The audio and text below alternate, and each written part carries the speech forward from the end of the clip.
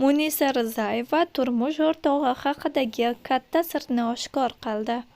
Assalomu alaykum, hurmatli tomoshabin. Kanalimizdan uzoqlashmang. Bizni yo'qotib qo'ymaslik uchun like va obuna bo'lib ketishni unutmang. Eng tezkor va eng ishonchli ma'lumotlarni faqat bizning kanaldan topasiz.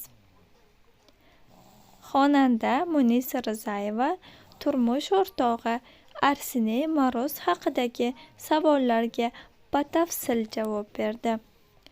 U bloger Jahongir Latipov bilan bo'lgan intervyuda shaxsiy hayoti, oilasi va kelajak rejalariga batafsil birma-bir to'xtalib o'tgan.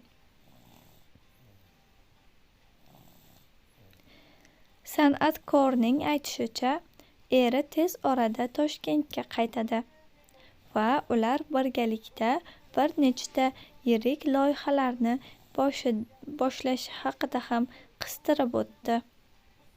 Latipov to'liq intervyuni chiqish sanasini hozircha e'lon qilmagan. Unda xonandaning $1,5 million hovlisini ham ko'rish mumkin bo'ladi.